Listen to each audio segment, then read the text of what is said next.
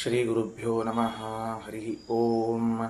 ಪ್ರಾಣಾದೇರೀಶಿತಾರಂ ಪರಮಸುಖನಿಧಿಂ ಸರ್ವದೋಷವ್ಯಪೇತಂ ಸರ್ವಾಂತಸ್ಥಂ ಸುಪೂರ್ಣಂ ಪ್ರಕೃತಿಪತಿಮಜಂ ಸರ್ವಬಾಹ್ಯಂ ಸುನಿತ್ಯಂ ಸರ್ವಜ್ಞಂ ಸರ್ವಶಕ್ತಿಂ ಸುರಮುನಿಮನುಜಾದ್ಯೈಃ ಸದಾ ಸೇವ್ಯಮಾನಂ ವಿಷ್ಣುಂ ವಂದೇ ಸದಾಹಂ ಸಕಲಜಗದನಾದ್ಯಂತಮಾನಂದದಂ ತಂ. ಶ್ರೀ ಗುರುಭ್ಯೋ ನಮಃ. ಏನಾಯಿತು? ಅಧಿಕ ಕಲ್ಪನಾಯಾಮ್ ಅಶ್ರುತ ಕಲ್ಪನಾ ಪ್ರಸಕ್ತಿ ಅಂತನ್ನೋ ವಾಕ್ಯಕ್ಕೆ ನಿಂತದ. ಒಟ್ಟಿನಲ್ಲಿ ಆ ಪ್ಯಾರಾಗ್ರಾಫ್ ಮುಗೀತು, ಒಂದು ಪ್ಯಾರಾಗ್ರಾಫ್ ಮುಗಿದದ. ನ ಚ ಸಿದ್ಧೇ ಅರ್ಥೇ ತಾತ್ಪರ್ಯಾಭಾವಃ ವಕ್ತುಂ ಯುಕ್ತಃ.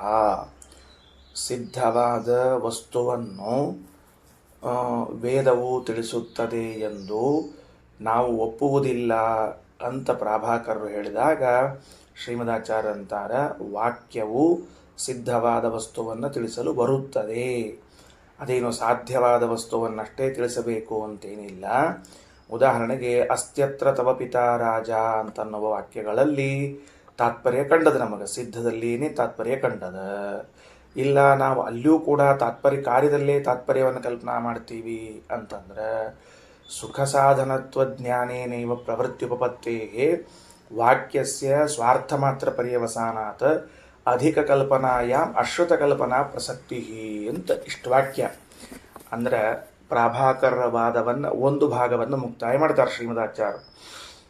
ಅಸ್ತ್ಯತ್ರ ತವ ಪಿತಾ ರಾಜ ಅಂತ ಒಂದು ವಾಕ್ಯ ಅದ. ಅದಕ್ಕೆ ಅರ್ಥ ಗೊತ್ತದ ನಿಮಗೆ. ಒಬ್ಬ ಹುಡುಗ ತನ್ನ ತಂದೆ ತಾಯಿಯನ್ನು ಕಳ್ಕೊಂಡಿದ್ದ. ಆಗ ತಂದೆ ತಾಯಿಗಳು ಇದ್ದಾರ ಅಂತ ಹೇಳಿದ ಕೂಡಲೇ ಅವನಿಗೆ ನನ್ನ ತಂದೆ ತಾಯಿಗಳು ಇದ್ದಾರ ಅಂತನ್ನೋ ವಾಕ್ಯದ ಅರ್ಥಜ್ಞಾನವಾಯಿತು. ಅಂದಮೇಲೆ ಇಲ್ಲೇನು ಯಾವ ಕಾರ್ಯವನ್ನು ಆ ವಾಕ್ಯ ಬೋಧಿಸ್ತಿಲ್ಲ. ಕಾರ್ಯವನ್ನು ಬೋಧಿಸದೇ ಇದ್ರೂ ಕೂಡ ವಾಕ್ಯದ ಅರ್ಥ ಆಯಿತು, ಜ್ಞಾನ ಆಯಿತು ಅಂತ ನಾವಂದ್ವಿ. ಅದಕ್ಕೆ ಅವರೇ ಅಂತಾರೆ, ಅಲ್ಲೂ ಕೂಡ ಕಾರ್ಯದಲ್ಲಿಯೇ ತಾತ್ಪರ್ಯವನ್ನು ಕಲ್ಪನಾ ಮಾಡ್ತೀವಿ ಅಂದ್ರೆ ಅದಕ್ಕೆ ಒಂದು ಕಾರ್ಯಪದವನ್ನು ಹಚ್ಚೋದಪ್ಪ, ಕ್ರಿಯಾಪದವನ್ನು ಹಚ್ಚಿ ನಿಮ್ಮಪ್ಪ ಅಮ್ಮ ಇದ್ದಾರ ಅಲ್ಲಿ ಹೋಗಿ ನೋಡು ಅಂತ ಹಿಂಗೆ ನಾವು ವಾಕ್ಯವನ್ನು ಹಚ್ತೀವಿ. ಯಾಕೆ? ಪ್ರಾಭಾಕರ ಪ್ರಕಾರ ಏನು ಅಂತ ಕೇಳಿದ್ರೆ, ಒಟ್ಟಾರೆ ಯಾವುದೇ ವಾಕ್ಯ ಇದ್ರೂ ಕೂಡ ಅದೇನಾಗಬೇಕು, ಕಾರ್ಯವನ್ನೇ ಬೋಧನಾ ಮಾಡಬೇಕು ಹೊರತಾಗಿ ಅದನ್ನು ಬಿಟ್ಟು ಬೇರೆ ಅದನ್ನು ಬೋಧನಾ ಮಾಡೋ ಹಂಗಿಲ್ಲ. ಅದಕ್ಕೆ ಹಂಗಂತೀವಿ ಅಂತಂದ್ರೆ ಅದಕ್ಕೆ ಎರಡು ರೀತಿಯಿಂದ ಉತ್ತರ ಕೊಡ್ತಾರೆ ಶ್ರೀಮದಾಚಾರ್ಯ. ಏನು ಎರಡು ರೀತಿಯಿಂದ? ಮೊದಲನೇದಾದದ್ದು ನಚ ತತ್ರ ಕಾರ್ಯೇ ತಾತ್ಪರ್ಯಂ ಕಲ್ಪಯಿತುಂ ಯುಕ್ತಂ. ರಾಜ ನಿನ್ನ ತಂದೆ ರಾಜನಿದ್ದಾನೆ ಅಂತ ಹೇಳಿದಾಗ ಆ ವಾಕ್ಯದಲ್ಲಿ ಇಲ್ಲದೇ ಇರುವಂತಹದ್ದನ್ನು ಅಧ್ಯಯನ ಮಾಡ್ಕೋತೀವಿ. ಏನಂತ? ಹೋಗು, ಅಲ್ಲಿಗೆ ಹೋಗು, ಅವನನ್ನು ನೋಡು ಅಂತ ನಾವು ಅಧ್ಯಾಹಾರವನ್ನು ಮಾಡಿಕೊಳ್ತೇವೆ ಅಂತಂದರೆ ಅದಕ್ಕೆ ಆಚಾರ್ಯ ಅಂತಾರೆ ಬೇಕಾಗಿಲ್ಲ. ಆ ವಾಕ್ಯದಿಂದ ಪ್ರವೃತ್ತಿ ಉಂಟಾಗಬೇಕಾಗಿದ್ದರೆ ಅವನಿಗೆ ಸುಖ ಸಾಧನತಾ ಜ್ಞಾನ ಸಾಕು. ಅಲ್ಲೇನು ಕಾರ್ಯತಾ ಜ್ಞಾನ ಬೇಕು ಅಂತೇನಿಲ್ಲ, ಸುಖ ಸಾಧನತಾ ಜ್ಞಾನ ಆದ್ರೆ ಸಾಕು. ನನ್ನ ತಂದೆ ಇದ್ದಾನೆ ಅಂತನ್ನುವಂತಹ ವಾಕ್ಯ ಅವರಿಗೆ ಇಷ್ಟ ಸಾಧನ. ಆ ಇಷ್ಟ ಸಾಧನದಿಂದಲೇ ಪ್ರವೃತ್ತನಾಗ್ತಾನೆ. ಅದಕ್ಕೆ ಮತ್ತೇನು ಇದು ಬೇಕಾಗಿಲ್ಲ, ಕಾರ್ಯತಾ ಜ್ಞಾನ ಬೇಕು ಅಂತೇನಿಲ್ಲ. ಇನ್ನು ಒಂದು ವೇಳೆ ನಮಗೆ ಕಾರ್ಯತಾ ಬೇಕೇ ಬೇಕು ಅಂತ ಹಠ ಮಾಡಿದರೆ ಆಗ ಅಧಿಕ ಕಲ್ಪನಾಯಾಮ್ ಅಶ್ರುತ ಕಲ್ಪನಾ ಪ್ರಸಕ್ತಿ ಅಂತ ದೋಷವನ್ನು ಕೊಟ್ಟಿದ್ದಾರೆ. ಈ ಶಬ್ದದ ಅರ್ಥ ಬರ್ಕೊಳ್ರಿ. ಅಧಿಕ ಕಲ್ಪನಾಯಾಮ್ ಅನ್ನೋ ಶಬ್ದಕ್ಕೆ ರಘುತ್ತಮ ಸ್ವಾಮಿಗಳು ಏನು ಅರ್ಥ ಬರದಾರ ಅಂತ ಹೇಳಿಕತ್ತೀನಿ, ಬರ್ಕೊಂಡು ಇಟ್ಕೊಳ್ರಿ. ಅಧಿಕ ಕಲ್ಪನಾಯಾಮ್ ಅಂದರೆ ಅಧ್ಯಾಹೃತ ಕಾರ್ಯಕಲ್ಪನಾಯಾಮ್. ಅಧ್ಯಾಹೃತ ಕಾರ್ಯಕಲ್ಪನಾಯಾಮ್, ಅಧಿಕ ಕಾರ್ಯಕಲ್ಪನಾಯಾಮ್ ಎನ್ನುವುದಕ್ಕೆ ಅಧ್ಯಾಹೃತ ಕಾರ್ಯಕಲ್ಪನಾಯಾಮ್. ಅಧಿಕ ಕಲ್ಪನಾಯಾಮ್ ಅನ್ನೋದಕ್ಕೆ ರಘುತ್ತಮ ಸ್ವಾಮಿಗಳು ಅಧ್ಯಾಹೃತ ಕಾರ್ಯಕಲ್ಪನಾಯಾಮ್ ಅಂತಂದ್ರು. ಅಂದ್ರೆ ಏನಾಯ್ತು? ನಿಮ್ಮ ರಾಜ ನಿಮ್ಮಪ್ಪ ಅಂತಂದ ಕೂಡಲೇ ಅಲ್ಲಿ ನಾವೇನು ಮಾಡ್ಕೊಂಡ್ವಿ? ಅಧಿಕ ಕಲ್ಪನಾ ಅಂದ್ರೆ ಅಧ್ಯಾಹೃತ ಕಾರ್ಯಕಲ್ಪನಾ. ಅಧ್ಯಾಹಾರ ಮಾಡ್ಕೊಂಡ್ವಿ. ಏನಂತ? ಅಲ್ಲಿ ಹೋಗು, ಅವನನ್ನು ನೋಡು ಎನ್ನುವುದನ್ನು ನಾವು ಅಧ್ಯಾಹಾರ ಮಾಡಿಕೊಂಡರೆ ಆಗ ಅಶ್ರುತ ಕಲ್ಪನಾ ಪ್ರಸಕ್ತಿ. ಅಶ್ರುತ ಕಲ್ಪನಾ ಪ್ರಸಕ್ತಿ ಅಂದರೆ ಅಧ್ಯಾಹಾರವೇ ಅಶ್ರುತವಾದದ್ದು, ಅಲ್ಲೇ ಬೇಕಾಗಿಲ್ಲ. ಈಗ ಮತ್ತೆ ಬರ್ಕೊಳ್ರಿ, ಅಶ್ರುತ ಕಲ್ಪನಾ ಅನ್ನೋ ಶಬ್ದಕ್ಕೆ ಅಧ್ಯಾಹಾರ ಕಲ್ಪನೆ ಮಾಡಬೇಕಾಗ್ತದೆ. ಅಧ್ಯಾಹಾರ ಕಲ್ಪನಾ ಪ್ರಸಕ್ತಿ. ಅಧಿಕ ಕಲ್ಪನಾ ಅಧ್ಯಾಹಾರದ ಕಾರ್ಯಕಲ್ಪನಾ ಮಾಡಿಕೊಂಡ್ರೆ ಏನಾಗ್ತದಪ್ಪ ಅಂದ್ರೆ ಅಧ್ಯಾಹಾರೋ ಹಿ ಅಶ್ರುತ ಕಲ್ಪನಂ. ಬೇಕಾಗಿಲ್ಲ, ಅದನ್ನು ಅಧ್ಯಾಹಾರ ಮಾಡೋದು ಬೇಕಾಗಿದ್ದಿದ್ದಿಲ್ಲ ನಮಗೆ. ಅದನ್ನು ಮಾಡಿಕೊಂಡ್ರಿ ಅಶ್ರುತ ಕಲ್ಪನಾ ದೋಷ ಬರ್ತದ ಅಂತ ಹೇಳಿದರು. ಏನು ಹಂಗಂದ್ರೆ ಸ್ಪಷ್ಟ ಆಗಲಿಲ್ಲಲ್ಲ ಅಂತ ಬಿಡಿಸ್ತಾರೆ. ಈಗ ಇದಿಷ್ಟು ಈ ಕೊನೆ ಭಾಗಕ್ಕೆ ಅಂದ್ರೆ ಅಧಿಕ ಕಲ್ಪನಾಯಾಮ್ ಅಶ್ರುತ ಕಲ್ಪನಾ ಪ್ರಸಕ್ತಿ ಅಂತನ್ನೋ ಶಬ್ದಕ್ಕೆ ರಘುತ್ತಮ ಸ್ವಾಮಿಗಳವ್ರು ಏನು ವ್ಯಾಖ್ಯಾನ ಮಾಡ್ಯಾರ ಅಂದ್ರೆ ಅಧ್ಯಾಹಾರೋ ಹಿ ಅಶ್ರುತ ಕಲ್ಪನಂ. ಅಧ್ಯಾಹಾರವನ್ನೇನು ಕರೀತಾರೆ? ಅಶ್ರುತವಾದದ್ದನ್ನು ಕಲ್ಪನಾ ಮಾಡೋದು. ಅಶ್ರುತವಾದದ್ದು ಅಂದ್ರೆ ಆ ವಾಕ್ಯದಲ್ಲಿ ಕೇಳಿಸದೇ ಇರುವಂತಹ ಪದ, ಇದು ಅಶ್ರುತ. ಅಲ್ಲೇನದ, ನಿನ್ನ ತಂದೆಯು ರಾಜನಾಗಿದ್ದಾನೆ ಅಂತ ಇಷ್ಟೇ ಪದ ಅದ, ಇಷ್ಟೇ ಅದ. ಅಲ್ಲಿ ನೀವೀಗೇನು ಕಲ್ಪನಾ ಮಾಡ್ಲಿಕ್ಕತ್ತೀರಿ? ಕ್ರಿಯಾವನ್ನು ಕಲ್ಪನಾ ಮಾಡ್ಲಿಕ್ಕತ್ತೀರಿ. ಅಲ್ಲಿಗೆ ಹೋಗು, ಅವನನ್ನು ನೋಡು ಅಂತ ಮಾಡ್ಲಿಕ್ಕತ್ತೀರಿ. ಇದೇನಾಯ್ತು? ಈಗಿದು ಆ ವಾಕ್ಯದಲ್ಲಿ ಅಶ್ರುತವಾದದ್ದನ್ನು ನೀವು ಕಲ್ಪಿಸುತ್ತಿದ್ದೀರಿ ಅಂದರೇನೆ ಅದು ಅಧ್ಯಾಹಾರ ಎಂದು ಕರೆಸಿಕೊಳ್ಳುತ್ತದೆ. ಅಧ್ಯಾಹಾರ ಎಂದು ಕರೆಸಿಕೊಳ್ಳುವುದು ಆ ವಾಕ್ಯದಲ್ಲಿ ಕೇಳಿಸದೇ ಇರುವಂತಹ ಶಬ್ದವನ್ನು ಹೇಳುವುದು ಅಂದ್ರೂ ಒಂದೇ ಅರ್ಥ. ಅದಕ್ಕೀಗ ರಘುತ್ತಮ ಸ್ವಾಮಿಗಳಂತಾರೆ, ಹೌದು, ಅಧ್ಯಾಹಾರ ಅಂತನ್ನೋ ಶಬ್ದಕ್ಕೆ ಅಶ್ರುತ ಕಲ್ಪನಾ ಅನ್ನೋ ಅರ್ಥವನ್ನೇನೋ ಹೇಳಿದ್ರಿ. ಯಾವಾಗ ಮಾಡಬೇಕು ಅಂದ್ರೆ ತಚ್ಚ ಕಲ್ಪಕ ಸದ್ಭಾವೇ, ಆಗ ನ ದೋಷ ಅನ್ಯಥಾತು ದೋಷ ಏವ. ಅಲ್ಲಿ ಕಲ್ಪಕ ಇರಬೇಕು. ಕಲ್ಪಕ ಅಂತಂದ್ರೆ ಏನು? ಅಧ್ಯಾಹಾರ ಮಾಡಿಕೊಳ್ಳುವ ಅನಿವಾರ್ಯತೆ ಉಂಟಾಗಿದ್ದರೆ ಆಗ ಮಾತ್ರ ಅಧ್ಯಾಹಾರ ಮಾಡಿಕೊಳ್ಳಬೇಕೆ ಹೊರತಾಗಿ ಇಲ್ಲದೇ ಇದ್ರೆ ಅಧ್ಯಾಹಾರ ಮಾಡಿಕೊಳ್ಳಬಾರದು. ಅಧ್ಯಾಹಾರವನ್ನು ಯಾವಾಗ ಮಾಡ್ಕೋಬೇಕು? ನನ್ನ ಮನಸ್ಸಿಗೆ ಬಂತು ಅಂತ ನಾ ಮಾಡ್ಕೊಳ್ಳೋದಲ್ಲ. ಆ ಅಧ್ಯಾಹಾರ ಮಾಡಿಕೊಳ್ಳುವಂತಹ ಅನಿವಾರ್ಯತೆ ಬಂದಿರಬೇಕು. ಅನಿವಾರ್ಯತೆ ಉಂಟಾದಾಗ ಮಾತ್ರ ಅಧ್ಯಾಹಾರ ಮಾಡಿಕೊಳ್ಬೇಕು. ಹೌದು, ಆ ಅನಿವಾರ್ಯತೆ ಏನು ಅಂತ ಕೇಳಿದ್ರೆ ಅನ್ಯಥಾನುಪಪತ್ತಿ ಅಂತನ್ನುವುದೇ ಅದಕ್ಕೆ ಏನದು ಅನಿವಾರ್ಯ.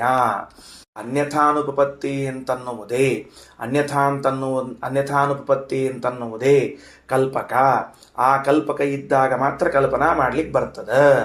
ಏನು ಹೇಳಬೇಕು? ಎಲ್ಲರೂ ಅನ್ಬೇಕು ಬಾಯಲ್ಲಿ. ಒಂದ್ಸಲ ಸುಮ್ಮನೆ ಏನೋ ಕೇಳಿಬಿಟ್ರೆ ಆಗಂಗಿಲ್ಲ.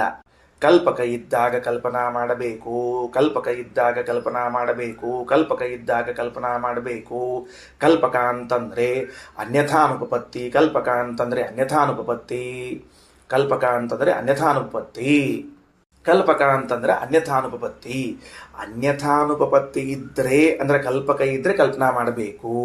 ಏನ್ ಹಂಗಂದ್ರ ಅಂತಂದ್ರೆ ಈಗ ನೋಡ್ರಿ, ಅನ್ಯಥಾನುಪಪತ್ತಿ ಅಂದ್ರೆ ಈ ಶಬ್ದವನ್ನ ನೀವು ಹೇಳದೆ ಹೋದರೆ ವಾಕ್ಯಾರ್ಥ ಕೂಡುವುದೇ ಇಲ್ಲ, ವಾಕ್ಯದಿಂದ ಅರ್ಥವೇ ಬೋಧವಾಗುವುದಿಲ್ಲ ಅಂತನ್ನುವುದನ್ನ ಅನ್ಯಥಾನುಪಪತ್ತಿ ಅಂತ ಕರೀತಾರೆ. ಏನಂತಾರೆ? ಅನ್ಯಥಾನುಪತ್ತಿ ಅಂದ್ರೆ ಇದನ್ನು ಬಿಟ್ಟು ನೋ ಅದರ್ ವೇ, ಇನ್ನೊಂದು ದಾರಿ ಇಲ್ಲ, ಆದ್ದರಿಂದ ನೀವು ಇದನ್ನು ಹೇಳಲೇಬೇಕು ಅಂತಾದ್ರೆ ಅನ್ಯಥಾನುಪಪತ್ತಿ ಅಂತ ಕರೀಬೇಕು. ಅನ್ಯಥಾ ಅನುಪಪತ್ತಿ, ಬೇರೆ ರೀತಿಯಿಂದ ಹೊಂದಲಿಕ್ಕೆ ಸಾಧ್ಯನೇ ಇಲ್ಲ, ಇದನ್ನು ಹೇಳಲೇಬೇಕು ಅಂತಾಗುವುದನ್ನು ಕಲ್ಪಕ ಅಂತ ಕರೀತಾರೆ. ಹಿಂಗೆ ಕಲ್ಪಕ ಇದ್ದಾಗ ಮಾತ್ರ ನೀವೇನು ಮಾಡಬೇಕು ಅಂದ್ರೆ ಕಲ್ಪನಾ ಮಾಡಬೇಕು, ಅಂದ್ರೆ ಅಧ್ಯಾಹಾರ ಮಾಡಬೇಕು. ಒಂದು ದೃಷ್ಟಾಂತ ತಗೋಣಂತ. ಏನು ದೃಷ್ಟಾಂತ ತಗೋಣಂತ? ಓಂ ಅಥಾತೋ ಬ್ರಹ್ಮ ಜಿಜ್ಞಾಸ ಅಂತ ಬಂತು. ಅಥಾತೋ ಬ್ರಹ್ಮ ಜಿಜ್ಞಾಸ ಅಂತಂದಾಗ ಅತಃ ಬ್ರಹ್ಮ ಜಿಜ್ಞಾಸ ಅಂತ 3 ಪದಗಳವ ಇಲ್ಲಿ. ಅತಃ ಬ್ರಹ್ಮ ಜಿಜ್ಞಾಸ ಅಂತ 3 ಪದಗಳಿದ್ದಾಗ ಅಥ ಬ್ರಹ್ಮ ಜಿಜ್ಞಾಸೆ ಮಾಡುವುದಕ್ಕೆ ಅಧಿಕಾರ ಬಂದ ಮೇಲೆ, ಅತಃ ಬ್ರಹ್ಮ ಜಿಜ್ಞಾಸೆ ಮಾಡಿದ್ದಕ್ಕೆ ಮೋಕ್ಷವೆಂಬ ಫಲ ಇದ್ದಾಗ ಬ್ರಹ್ಮ ಜಿಜ್ಞಾಸೆಯನ್ನು ಏನು ಮುಂದೆ ಏನಿಲ್ಲ, ವಾಕ್ಯನೇ ಇಲ್ಲ, ಶಬ್ದನೇ ಇಲ್ಲಲ್ಲಿ. ಅವಾಗ ನೀವೇನು ಮಾಡಬೇಕು ಅಂದ್ರೆ ಕರ್ತವ್ಯ ಅನ್ನುವ ಪದವನ್ನು ಅಧ್ಯಾಹಾರ ಮಾಡಬೇಕು. ಕರ್ತವ್ಯ ಎನ್ನುವ ಪದವನ್ನು ಅಧ್ಯಾಹಾರ ಮಾಡದೆ ಹೋದರೆ ಈ ವಾಕ್ಯವೇ ಹೊಂದುವುದಿಲ್ಲ. ಬ್ರಹ್ಮ ಜಿಜ್ಞಾಸೆಯನ್ನು ಮಾಡಲಿಕ್ಕೆ ಅಧಿಕಾರ ಬಂದದ, ಬ್ರಹ್ಮ ಜಿಜ್ಞಾಸ ಮಾಡಿದರೆ ಮೋಕ್ಷವೆಂಬ ಫಲ ಅದ. ಮುಂದೇನು ಮಾಡಬೇಕೋ ಬಿಡಬೇಕೋ? ಅದನ್ನೇ ಹೇಳಲೇ ಇಲ್ಲ ನೀವು. ಮಾಡಬೇಕೋ ಬಿಡಬೇಕೋ ಅನ್ನೋ ಪದ ಹೇಳದೇ ಇದ್ದಾಗ ಈಗ ಅನ್ಯಥಾನುಪತ್ತಿ ಕಲ್ಪಕ ಬಂತು. ಏನನ್ನ ಹೇಳದೆ ಹೋದರೆ ಈ ವಾಕ್ಯ ಪೂರ್ಣ ಆಗುವುದಿಲ್ಲ, ಅದನ್ನು ಹೇಳಬೇಕು. ಹಾಗಾದರೆ ಕರ್ತವ್ಯ ಅಂತ ಹೇಳಬೇಕು. ಯಾಕೆ ನ ಕರ್ತವ್ಯ ಅಂತೂ ಇಟ್ಕೋತೀವಿ, ಮಾಡಬಾರ್ದು ಅಂತ ಹೇಳ್ಬಿಡ್ತೀವಿ. ಅಥವಾ ಬ್ರಹ್ಮ ಜಿಜ್ಞಾಸ ನ ಕರ್ತವ್ಯ ಅಂತೂ ಅಧ್ಯಾಹಾರ ಮಾಡ್ಕೋಬೋದು. ಅಧ್ಯಾಹಾರನೇ ಮಾಡ್ಕೋಬೇಕು ಅಂತ ಆದರೆ ಶ್ರುತ ಕಲ್ಪನಾ ಆ ವಾಕ್ಯದಲ್ಲಿ ಇಲ್ಲದೆ ಇರುವಂತಹದ್ದನ್ನೇ ತರ್ತೀವಿ ಅನ್ನೋದಾದ್ರೆ ನ ಕರ್ತವ್ಯ ಅಂತ ಇಟ್ಕೋಣಂತ. ನ ಕರ್ತವ್ಯ ಅಂತ ಇಟ್ಕೊಳ್ಳಿಕ್ ಬರುವುದಿಲ್ಲ. ಯಾಕೆ ಬರುವುದಿಲ್ಲ ಅಂದ್ರೆ ಆ ವಾಕ್ಯದಲ್ಲಿ ಹಿಂದೆ ಮುಂದಿನ ಪದಗಳನ್ನು ಜೋಡಣಾ ಮಾಡಬೇಕಾದ್ರೆ ಅಧಿಕಾರ ಪ್ರಾಪ್ತಿಯಾದ ಮೇಲೆ ಮೋಕ್ಷ ರೂಪವಾದ ಫಲ ಇದ್ದಾಗ ಬ್ರಹ್ಮ ಜಿಜ್ಞಾಸೆಯನ್ನ ಮಾಡಬಾರ್ದು ಅಂತಾರೆ. ಯಾರ ಮಾಡಬೇಕು ಅಂತಂತಾರೆ. ಅಂದಮೇಲೆ ಅಶ್ರುತ ಕಲ್ಪನಾ ಅಧ್ಯಾಹಾರ. ಯಾಕೆ ಅದನ್ನು ಮಾಡದೆ ಹೋದರೆ ವಾಕ್ಯ ಪೂರ್ಣ ಆಗುವುದಿಲ್ಲ. ಅದಕ್ಕೆ ಅಥಾತೋ ಬ್ರಹ್ಮ ಜಿಜ್ಞಾಸ ಕರ್ತವ್ಯ ಅಂತ ಇಟ್ಕೋಬೇಕು. ಓಕೆನಾ? ಹಾಗೆ ಇಲ್ಲಿ ಕೇಳ್ತಾರೆ ಶ್ರೀಮದಾಚಾರ್ಯ. ಸರಿ, ಅಧಿಕ ಕಲ್ಪನಾಯಾಮ್ ಅಶ್ರುತ ಕಲ್ಪನಾ ಪತ್ತೇಹೇ. ಅಶ್ರುತ ಕಲ್ಪನಾ ಪ್ರಸಕ್ತಿ ಅಂತಂದ್ರೆ ನಿನ್ನ ತಂದೆ ರಾಜನಾಗಿದ್ದಾನೆ ಅಂತ ಹೇಳಿದ್ವಿ. ಈಗ ನೀವೇನಲ್ಲಿಕತ್ತೀರಿ, ಪ್ರಭಾಕರ್ರೇನಲ್ಲಿಕತ್ತೀರಿ ಅಂದ್ರೆ ಈ ವಾಕ್ಯದಲ್ಲಿ ನಾವು ಕಾರ್ಯವನ್ನು ಅಧ್ಯಯನ ಮಾಡ್ಕೋತೀವಿ. ಕಾರ್ಯವನ್ನು ಅಧ್ಯಯನ ಮಾಡ್ಕೋತೀವಿ ಅಂದ್ರೆ ಅಲ್ಲಿಗೆ ಹೋಗು, ಎಲ್ಲಿದ್ದ ನಿಮ್ಮಪ್ಪ ಯಾವ ರಾಜ್ಯದಾಗಿದ್ದಾನೆ ಅಲ್ಲಿಗೆ ಹೋಗು, ಅವನನ್ನು ನೋಡು ಅಂತ ಅಧ್ಯಯನ ಮಾಡ್ಕೋತೀವಿ. ಶ್ರೀಮದಾಚಾರ್ಯ ಅಂತಾರೆ ಯಾಕೆ ಈ ಅಧ್ಯಾಹಾರವನ್ನು ಯಾಕೆ ಮಾಡ್ಕೊಳ್ಳಿಕತ್ತೀರಿ? ಅಧ್ಯಾಹಾರ ಮಾಡಿಕೊಳ್ಳಿಕ್ಕೆ ಒಂದು ಕಲ್ಪಕ ಅಂತಿರಬೇಕು. ಕಲ್ಪಕ ಅಂತಂದ್ರೆ ಆ ವಾಕ್ಯವನ್ನು ಆ ಪದವನ್ನು ಹೇಳದೆ ಹೋದರೆ ಸೆಂಟೆನ್ಸು ಏನನ್ನೂ ಬೋಧಿಸುವುದಿಲ್ಲ ಅಂತ ಆಗ್ತಿರ್ಬೇಕು. ಏನನ್ನೂ ತಿಳಿಸುವುದಿಲ್ಲ, ಆದ್ದರಿಂದ ನಾವು ಅದನ್ನು ಸೇರಿಸ್ತೀವಿ ಅನ್ನೋದಾದರೆ ಆಗ ಹೇಳಬೇಕು, ಏನಿಲ್ಲ ನಿನ್ನ ತಂದೆ ರಾಜನಿದ್ದಾನೆ, ಮುಗೀತು, ವಾಕ್ಯ ಪೂರ್ಣ ಕಂಪ್ಲೀಟ್ ಆಯ್ತು, ನನಗೆ ಅರ್ಥ ಆಯಿತು. ಯಾರೋ ಒಬ್ರು ಬಂದರು ಬೇರೆ ಊರಿಂದ, ನಿಮ್ಮ ಮಗ ಆ ಊರಿನಾಗ ಭೇಟಿ ಆಗಿದ್ದ, ಅವಾಗ ಇನ್ನೂ ಫೋನು ವಾಟ್ಸಪ್ ಕಾಲ ಇದ್ದಿದ್ದಿಲ್ಲ. ಇವ್ರು ಬಂದರು, ನಿಮ್ಮ ಮಗನಿಗೆ ಆ ಊರಾಗ ಉದ್ಯೋಗ ಸಿಕ್ಕದ ಅಂತ ಹೇಳಿದ್ರು. ಸಂತೋಷ ಆಗಿಬಿಡುತ್ತೆ ಅವನಿಗೆ. ನಿನ್ನ ಮಗನಿಗೆ ಆ ಊರಿನಲ್ಲಿ ಉದ್ಯೋಗ ಸಿಕ್ಕಿದೆ, ಏನು ಹೋಗು ಅಂತ ಅರ್ಥ ಇದಕ್ಕೆ ಇಲ್ಲ, ನೋಡು ಅಂತ ಅರ್ಥ ಬೇಕಾಗಿಲ್ಲ. ನಿನ್ನ ಮಗನಿಗೆ ಉದ್ಯೋಗ ಸಿಕ್ಕಿದೆ ಅಂತನ್ನೋದರಿಂದಲೇನೆ ವಾಕ್ಯ ತನ್ನ ಅರ್ಥವನ್ನು ಪೂರ್ಣ ಬೋಧಿಸ್ಬಿಡ್ತು. ನೀನು ಅಲ್ಲಿ ಹೋಗು ಅಂತೂ ಅರ್ಥ ಅಲ್ಲ, ಅವನನ್ನು ನೋಡು ಅಂತೂ ಅರ್ಥ ಅಲ್ಲ. ಯಾಕೆ ಅಧ್ಯಾಹಾರ ಮಾಡ್ಕೋಬೇಕು? ಅಧ್ಯಾಹಾರದ ಅವಶ್ಯಕತೆ ಇಲ್ಲವೇ ಇಲ್ಲ. ಅದಕ್ಕೆ ಅಧಿಕ ಕಲ್ಪನಾಯ ಅಶ್ರುತ ಕಲ್ಪನಾ ಪ್ರಸಕ್ತಿ ಅಂತಂದ್ರೆ ಕಲ್ಪಕ ಇದ್ದರೆ ಕಲ್ಪನಾ ಮಾಡಬೇಕು, ಕಲ್ಪಕ ಇಲ್ಲದೆ ಇದ್ದರೆ ಕಲ್ಪನಾ ಮಾಡುವ ಅವಶ್ಯಕತೆ ಇಲ್ಲ. ಸುಖ ಸಾಧನತ್ವ ಜ್ಞಾನದಿಂದಲೇ ಪ್ರವೃತ್ತಿ ಉಂಟಾಗ್ತಿರುವಾಗ ಕಲ್ಪಕ ಬೇಕಾಗಿಲ್ಲ. ಹೌದು, ನನ್ನ ಮಗನಿಗೆ ಉದ್ಯೋಗ ಸಿಕ್ತು, ಸಂತೋಷ ಆಯಿತು, ಮುಗಿದೋದು ಕೆಲಸ ಅಷ್ಟೇ. ಅಂದ ಮೇಲೆ ನೀವು ಅಧಿಕವನ್ನು ಕಲ್ಪನಾ ಮಾಡಿದರೆ ಅಶ್ರುತ ಕಲ್ಪನಾ ಪ್ರಸಕ್ತಿ ಎಂಬುವಂತಹ ದೋಷ ಬರ್ತದ ಅಂತ ಇಷ್ಟು ಹೇಳಿದರು. ಅಶ್ರುತ ಕಲ್ಪನಾ ಯಾವಾಗ ದೋಷ ಆಗ್ತದ ಅಂದ್ರೆ ಕಲ್ಪಕವು ಇಲ್ಲದೆ ಇದ್ದರೆ. ಕಲ್ಪಕವು ಇಲ್ಲದೆ ಹೋದರೆ, ಕಲ್ಪಿಸಿದರೆ ಆಗ ಅಶ್ರುತ ಕಲ್ಪನಾ ದೋಷವಾಗ್ತದೆ, ಅಧ್ಯಾಹಾರ ದೋಷ ಆಗ್ತದೆ. ಇಲ್ಲದೆ ಇದ್ರೆ ದೋಷ ಆಗುವುದಿಲ್ಲ. ಇಷ್ಟು ವಿಷಯವನ್ನು ತಿಳಿಸಿಕೊಟ್ರು. ಯಜೇತ ಇತ್ಯಾದಿಷ್ವಪಿ ಯಜನಾದೇಹೇ ಸುಖ ಸಾಧನತಾ ಮಾತ್ರಂ ಪ್ರತೀಯತೆ. ನ ಶಬ್ದಸ್ಯ ಪ್ರೇರಕತಾ ವಾಕ್ಯಮಾತ್ರಸ್ಯ ಪ್ರೇರಕತ್ವೇ ಸರ್ವೈಃ ವಿಹಿತಂ ಅನಿಷ್ಟ ಸಾಧನಮಪಿ ಕ್ರಿಯೇತ. ಭಾಳ ಗಂಭೀರವಾಗಿ ಆರೋಪ ಮಾಡ್ತಾರೆ ಶ್ರೀಮದಾಚಾರ್ಯ, ಭಾಳ ಗಂಭೀರವಾಗಿ ಹೇಳ್ತಾರೆ ಅವರು. ಏನು ಅಂತಂದ್ರೆ ಯಜೇತ ಇತ್ಯಾದಿಷ್ವಪಿ ಯಜನಾದೇಹೇ ಸುಖ ಸಾಧನತಾ ಮಾತ್ರಂ ಪ್ರತೀಯತೆ.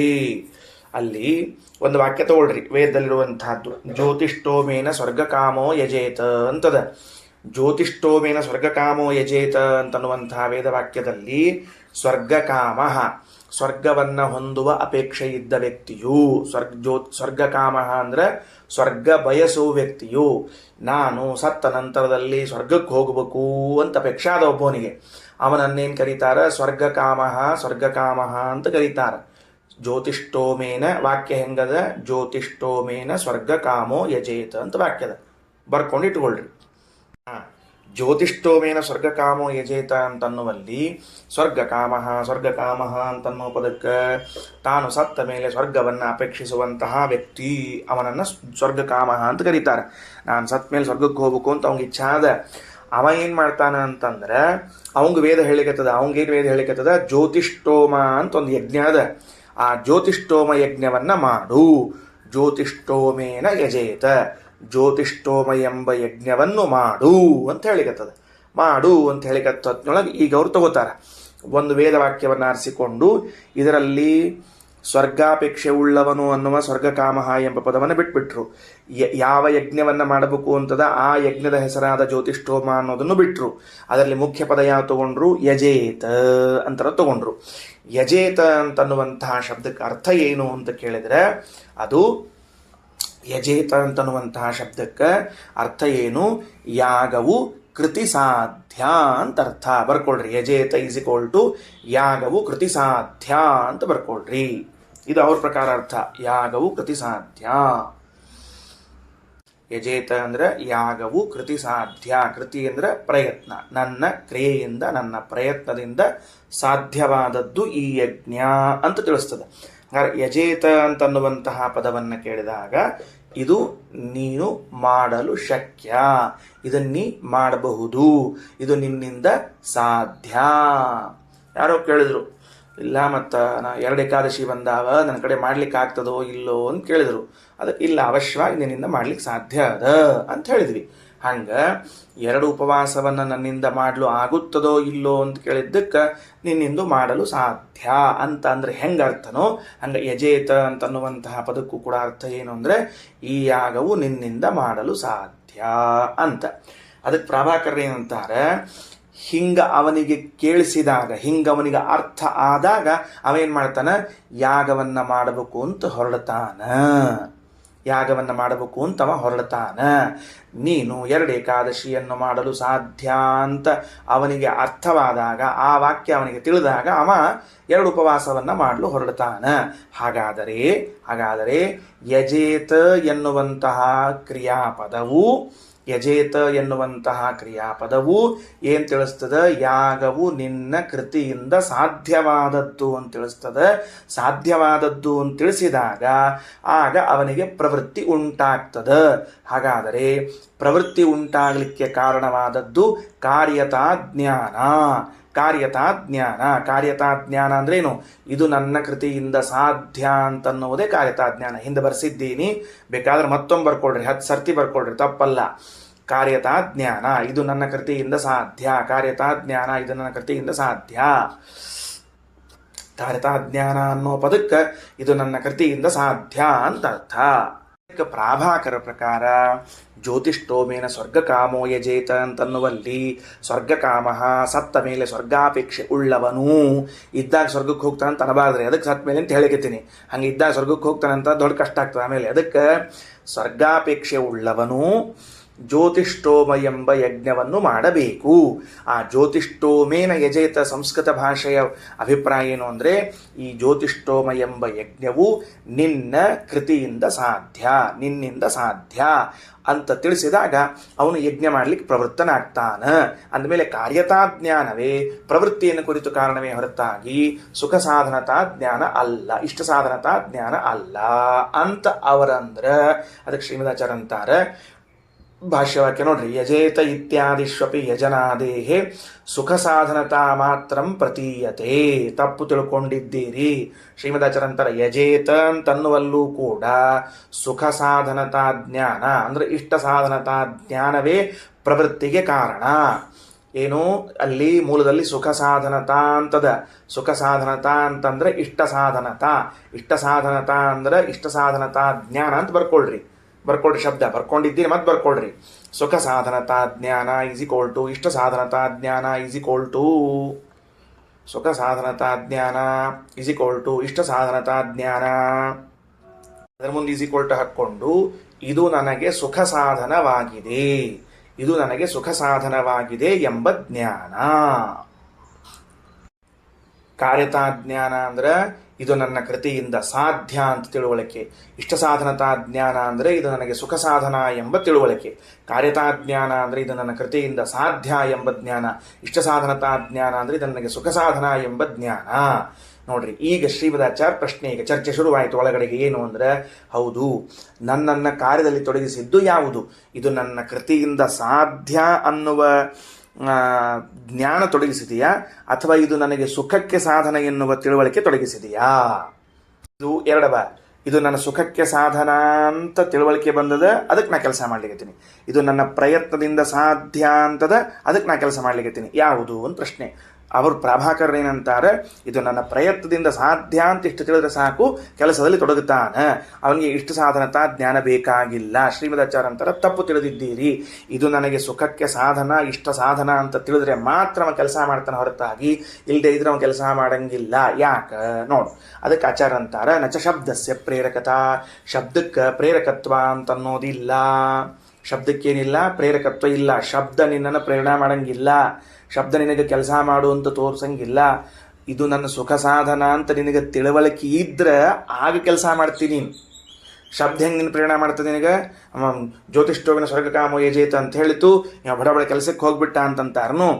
ಶಬ್ದಕ್ಕೆ ಪ್ರೇರಕತ್ವ ಸಾಮರ್ಥ್ಯ ಇಲ್ಲ. ಶ್ರೀಮದಾಚಾರ್ಯ ನಶ ಶಬ್ದಸ್ಯ ಪ್ರೇರಕತಾ, ಶಬ್ದದಿಂದ ಪ್ರೇರಣೆ ಆಗೋದಿಲ್ಲ, ಅವನ ತಿಳುವಳಿಕೆಯಿಂದ ಆಗ್ತದೆ ಕೆಲಸ, ಅವನ ತಿಳುವಳಿಕೆಯಿಂದ ಆಗ್ತದೆ. ಯಾಕೆ? ಅದಕ್ಕೆ ಆಚಾರ ಅಂತಾರೆ, ವಾಕ್ಯ ಮಾತ್ರಸ್ಯ ಪ್ರೇರಕತ್ವೇ. ಒಂದು ವೇಳೆ ಜ್ಯೋತಿಷ್ಠೋಮೇನ ಯಜೇತ ಅಂತನ್ನುವಂತಹ ವಾಕ್ಯದಲ್ಲಿ ವಾಕ್ಯವೇ ಪ್ರೇರಕ ಆಗ್ಯದ ಅಂತ ನೀವು ಒಪ್ಪೋದಾದರೆ, ಹಾಗಾದರೆ ಸರ್ವೈಹಿ ವಿಹಿತಮನಿಷ್ಠ ಸಾಧನೋಪಿ ಕ್ರಿಯೇತ. ಮುಂದಿನ ವಾಕ್ಯ ಸರ್ವೈಹಿ ವಿಹಿತಮನಿಷ್ಠ ಸಾಧನೋಪಿ ಕ್ರಿಯೇತ ಅಂತದ. ಇದನ್ನ ವಾಕ್ಯ ಹೆಂಗೆ ಯೋಚನೆ ಮಾಡಬೇಕು? ವಿಹಿತಂ ಅನಿಷ್ಠ ಸಾಧನೋಪಿ ಸರ್ವೈಹಿ ಕ್ರಿಯೇತ. ವಿಹಿತವಾದ ಅನಿಷ್ಟ ಸಾಧನವನ್ನು ಎಲ್ಲರೂ ಮಾಡಬೇಕು. ವಿಹಿತವಾದ ಅನಿಷ್ಟ ಸಾಧನವನ್ನು ಎಲ್ಲರೂ ಮಾಡಬೇಕು. ಏನು ಹಂಗಂದ್ರೆ ಹಾಗಾದರೆ ಹೇಳ್ತೀನಿ. ವಿಷಂಭುಂಕ್ಷ್ವ ನಿನ್ನೆ ಬಂತದು, ಇವತ್ತು ಆ್ಯಕ್ಚುಲಿ ಇಲ್ಲಿ ಬರಬೇಕಾಗಿತ್ತು. ಶ್ರೀಮದಾಚಾರ್ಯ ಇಲ್ಲಿ ಹೇಳ್ಯಾರ, ನಾನು ನಿನ್ನೆ ಹೇಳಿದ್ದೀನಿ. ವಿಷಂಭುಂಕ್ಷ್ವ ಅಂತ ಯಾರೋ ಹೇಳಿದರು. ವಿಷಂಭುಂಕ್ಷ್ವ ಅನ್ನೋದು ಭಾಳ ಗಂಭೀರ ಆಯ್ತು ಅಂತ. ವಿಷ ಕೊಡ್ರಿ ಅಂತ ಯಾರು ಅಂತಾರ್ರಿ, ಆಚಾರ ಬೇಡ ಬೇಡ, ಹಂಗಾರ ಒಂದು ಕೆಲಸ ಮಾಡಿರಿ, ಬಿಸಿ ಬಿಸಿ ಬಿಸಿ ಬಿಸಿಯಾದ ಹಾಲು, ಬಿಸಿ ಬಿಸಿ ಬಿಸಿಯಾದ ಹಾಲು ತಂದಿಟ್ಟು, ಅಂದ್ರೆ ಕೆಲವರು ಸರ್ವಿಸ್ ಕೊಟ್ಟಿರ್ತಾರೆ ನೋಡ್ರಿ, ಒಲೆಯಿಂದ ಎಲೆಗೆ ಅಂತ ತಿಳ್ಕೊಂಡು, ಹಂಗೆ ಒಲೆಯಿಂದ ಎಲೆಗೆ ಸರ್ವಿಸ್ ಕೊಟ್ಟಾರ. ಆ ಹಾಲು ಕೈ ಹಿಡ್ಕೊಂಡು ಕುಡೀರಿ ಅಂತ ಹೇಳಿದರು. ಬಿಸಿ ಬಿಸಿ ಹಾಲನ್ನು ಉಷ್ಣಂ ಪಯಃ ಪಿಬ ಅಂತ ಹೇಳಿದರು. ಉಷ್ಣಂ ಪಯಃ ಪಿಬ ಅಂತಂದ್ರೆ ಈಗ ಆ ವಾಕ್ಯ ಏನು ತಿಳಿಸ್ಬೇಕು? ನಿಮ್ಮ ಪ್ರಕಾರ ಇದು ನನ್ನ ಕೃತಿಯಿಂದ ಸಾಧ್ಯ ಅಂತ ತಿಳಿಸ್ಬಿಡ್ತು. ಹೌದೋ ಇಲ್ಲೋ? ಹಾಲು ಕುಡಿಲಿಕ್ಕೆ ಬರ್ತದ, ಹಾಲು ಕುಡಿಲಿಕ್ಕೆ ಬರ್ತದ ಅಂತಂದ ಮೇಲೆ ಈಗೇನು ಮಾಡ್ಬೇಕಮ್ಮ? ಬಿಸಿ ಬಿಸಿ ಬಿಸಿ ಹಾಲನ್ನು ಕುಡಿಬೇಕು. ಕುಡಿತಾನೋ ಕುಡಿಯೋದಿಲ್ಲೋ? ಕುಡಿಯೋದಿಲ್ಲ. ಹಂಗಾರೆ ವಾಕ್ಯ ಪ್ರೇರಕ ಅಂತಾಗಿದ್ರೆ, ವಾಕ್ಯವು ಅವನನ್ನು ಕೆಲಸಕ್ಕೆ ಹಚ್ತದ ಅಂತಾಗಿದ್ರೆ ಹಾಲು ಕುಡಿ ಅಂತ ಹೇಳಿದ ಕೂಡಲೇ ಕುಡಿಬೇಕಾಗಿತ್ತು. ಉಷ್ಣಂ ಪಯಃ ಪಿಬ ಅಂತಂದು ಕೂಡಲೇ ವಾಕ್ಯ ಅವನನ್ನು ಕಾರ್ಯದಲ್ಲಿ ತೊಡಗಿಸ್ತಿತ್ತು ಅಂದರೆ ಕುಡಿದ್ಬಿಡ್ಬೇಕಾಗಿತ್ತವ. ಕುಡಿದಿಲ್ಲ ನೋಡ್ರಿ. ದೊಡ್ಡ ಬಾವಿ ಅದ, ಮ್ಯಾಲ ದಂಡಿ ಮೇಲೆ ನಿಂತ್ಕೊಂಡ್ರಿ ಇದ್ರಿಬ್ರು ಮಾತಾಡ್ಕೋತ. ನಿಮ್ಮ ಫ್ರೆಂಡ್ ಹೇಳಿದ ಬಾವ್ಯಾಗ ಬೀಳು ಒಂದು ಬಿಟ್ಟ. ವಾಕ್ಯವೇ ಪ್ರೇರಣಾ ಮಾಡೋದಾಗಿದ್ದರೆ ಇವ ಬಾವ್ಯಾಗ ಬೀಳ್ಬೇಕಾಗಿತ್ತು. ಬಿದ್ನೇನವ ಹೇಳಿ ನೋಡಂತ, ಬೀಳಲಿಲ್ಲ. ಉಲ್ಟಾ ಏನು ಮಾಡಿದ? ಹೇಳಿದವಂಗ ದೂಡಿಬಿಟ್ಟ, ಒಳಗೆ ಹೇಳಿದವಂಗ ದೂಡಿಬಿಟ್ಟವ. ಯಾಕಂದ್ರೆ ಭಾವ್ಯಾಗ ನಾ ಬಿದ್ದರೆ ನನಗೆ ಅನಿಷ್ಟ ಆಗ್ತದೆ, ನನಗೆ ದುಃಖ ಆಗ್ತದೆ, ನನಗೆ ಕೆಟ್ಟದ್ದಾಗ್ತದ ಅಂತನ್ನೋ ಜ್ಞಾನ ಇದ್ದದ್ದಕ್ಕೆ ಅವ ಕೆಲಸದಲ್ಲಿ ತೊಡಗಲಿಲ್ಲ. ಅಂದಮೇಲೆ ವಾಕ್ಯವೂ ಪ್ರೇರಕ ಅಲ್ಲ. ಇದು ನನಗೆ ಇಷ್ಟವೋ ಅನಿಷ್ಟವೋ ಎಂಬ ಜ್ಞಾನ ಪ್ರೇರಕ. ಇದು ಇಷ್ಟವೋ ಅನಿಷ್ಟವೋ ಎಂಬ ಜ್ಞಾನ ಪ್ರೇರಕವೇ ಹೊರತಾಗಿ ವಾಕ್ಯ ಪ್ರೇರಕ ಅಲ್ಲ. ಅವರೇ ಅಂತಾರ ವಾಕ್ಯವೇ ಪ್ರೇರಕ, ವಾಕ್ಯವೇ ಪ್ರೇರಕ ಅಲ್ಲ, ವಾಕ್ಯ ಪ್ರೇರಕ ಅಲ್ಲ. ಇಷ್ಟ ಸಾಧನತಾ ಜ್ಞಾನ, ಅನಿಷ್ಟ ಸಾಧನತಾ ಜ್ಞಾನ. ಅವನು ಭಾವಿಯಲ್ಲಿ ಬೀಳದೇ ಇರಲಿಕ್ಕೆ, ಭಾವ್ಯಾಗ ಹಾರ್ಕೊಳ್ಳದೆ ಇರಲಿಕ್ಕೆ ಆ ವಾಕ್ಯ ತಡಿಲಿಲ್ಲ. ಬಿದ್ದರೆ ನನ್ನ ಕೈಕಾಲು ಮುರಿದು ಹೋಗ್ತದೆ, ಸತ್ತು ಹೋಗ್ತೀನಿ ಅಂತ ಅವ್ಗೆ ಅನಿಷ್ಟ ಸಾಧನತಾ ಜ್ಞಾನ ಇದ್ದದರಿಂದ ಅವ ಹಾರಲಿಲ್ಲ. ಅದಕ್ಕೆ ಶ್ರೀಮದಾಚಾರ್ಯ ಅಂತಾರೆ, ಎಲ್ಲೇ ವಾಕ್ಯ ಇರಲಿ ಆ ವಾಕ್ಯ ಪ್ರೇರಣಾ ಮಾಡಂಗಿಲ್ಲ ಹೊರತು ಆ ವಾಕ್ಯವನ್ನು ಕೇಳಿದ ಮೇಲೆ ಇದು ನನಗೆ ಇಷ್ಟವೋ ಅನಿಷ್ಟವೋ ಅಂತ ವಿಮರ್ಶೆಯನ್ನು ಮಾಡಿಕೊಂಡು ಕೆಲಸದಲ್ಲಿ ತೊಡಗುತ್ತಾನೆ. ಹಾಗಾದರೆ ವಾಕ್ಯ ಏನನ್ನು ಬೋಧಿಸ್ಬೇಕು? ಇಷ್ಟ ಸಾಧನ ಅನಿಷ್ಟ ಸಾಧನ ಅಂತ ಬೋಧಿಸ್ಬೇಕು ಹೊರತಾಗಿ ಕಾರ್ಯತಃ ಬೋಧಿಸ್ಲಿಕ್ಕಿಲ್ಲ ಅಂತ ಶ್ರೀಮದಾಚಾರ್ಯ ಅಭಿಪ್ರಾಯ. ಯಜೇತ ಇತ್ಯಾದಿಷ್ವಪಿ ಯಜನಾದೇಹೇ, ವಾಕ್ಯ ತಗೊಳ್ರಿ ಭಾಷ್ಯದ್ದು. ಯಜೇತ ಇತ್ಯತ್ರಾಪಿ ಯಜನಾದೇಹೇ ಯಜೇತ ಇತ್ಯಾದಿಷ್ವಪಿ ಯಜನಾದೇಹೇ ಸುಖಸಾಧನತಾ ಮಾತ್ರ ಪ್ರತೀಯತೆ ನ ಶಬ್ದಸ್ಯ ಪ್ರೇರಕತಾ. ಶಬ್ದಕ್ಕೆ ಪ್ರೇರಕತ್ವ ಇಲ್ಲ, ವಾಕ್ಯ ಮಾತ್ರಸ್ಯ ಪ್ರೇರಕತ್ವೇ. ಹಂಗೆ ವಾಕ್ಯವೇ ಎಲ್ಲ ಕಡೆಗೆ ಪ್ರೇರಕ ಅಂತಾಗಿಬಿಟ್ರೆ ಸರ್ವೈಹಿ ವಿಹಿತಂ ಅನಿಷ್ಟ ಸಾಧನಮಪಿ ಕ್ರಿಯೇತ. ವಿಹಿತಂ ಅನಿಷ್ಟ ಸಾಧನಂ, ಅನಿಷ್ಟ ಸಾಧನವನ್ನು ಅನೇಕ ಜನ ಹೇಳಿದರೂ ಕೂಡ ಅನೇಕ ಜನ ಮಾಡಬೇಕಾದೀತು. ಯಾಕೆ ಮಾಡೋದಿಲ್ಲ ಹಂಗಾರೆ? ಎಲ್ಲರೂ, ಅನೇಕ ಜನ ಅಲ್ಲ ಎಲ್ಲರೂ ಅಂದಾರ ಶ್ರೀಮದಾಚಾರ್ಯ. ಎಲ್ಲರೂ ಯಾಕೆ ಅನಿಷ್ಟವಾದದ್ದನ್ನು ಹೇಳಿದಾಗ ಮಾಡೋದಿಲ್ಲ ಅಂತಂದ್ರೆ ಇದು ನನಗೆ ಅನಿಷ್ಟ ಆಗ್ತದೆ ಅಂತ ಗೊತ್ತಿದ್ದದಕ್ಕೆ ಮಾಡೋದಿಲ್ಲ ಹೊರತಾಗಿ ನನ್ನ ಪ್ರಯತ್ನದಿಂದ ಅಸಾಧ್ಯ ಅನ್ನೋದಕ್ಕಾಗಿ ಅಲ್ಲ. ನನ್ನ ಪ್ರಯತ್ನದಿಂದ ಸಾಧ್ಯವೇ. ಏನು ಭಾವ್ಯಾಗ ಹಾರ್ಕೊಳಿಕ್ ಬರಂಗಿಲ್ಲ, ಬಿಲ್ಡಿಂಗ್ ಮೇಲೆ ಜಿಗಿಲಿಕ್ಕೆ ಬರೋದಿಲ್ಲ, ಜಿಗಿಲಿಕ್ಕೆ ಬರುತ್ತೆ ಬಿಲ್ಡಿಂಗ್ ಮೇಲಿಂದ ಬಿಲ್ಡಿಂಗ್ ಮೇಲಿಂದ ಜಿಗಿ ಅಂತ ಹೇಳಿದ್ರು, ಜಿಗಿಬೇಕಾಗಿತ್ತವ, ಹಂಗೆ ವಾಕ್ಯ ಪ್ರೇರಕ ಆಗಬೇಕಾಗಿತ್ತು, ಅಲ್ಲ ಅವ ಅಂತ ಜಿಗಿದ್ರೆ ನಾ ಸತ್ತು ಹೋಗ್ತೀನಿ, ನಂಗೆ ಅನಿಷ್ಟ ಆಗ್ತದೆ, ಅಂದ ಮೇಲೆ ನಾ ಕೆಲಸ ಮಾಡಂಗಿಲ್ಲ. ಇತ್ತಂಚ ಎಲ್ಲ ಕಡೆಗೂ ಕೂಡ ಇಷ್ಟ ಸಾಧನತಾ ಜ್ಞಾನವೇ ಪ್ರವೃತ್ತಿಗೆ ನಿವೃತ್ತಿಗೆ, ಇಷ್ಟ ಸಾಧನತಾ ಜ್ಞಾನ ಪ್ರವೃತ್ತಿಗೂ, ಅನಿಷ್ಟ ಸಾಧನತಾ ಜ್ಞಾನ ನಿವೃತ್ತಿಗೂ ಕಾರಣವಾಗ್ತದ.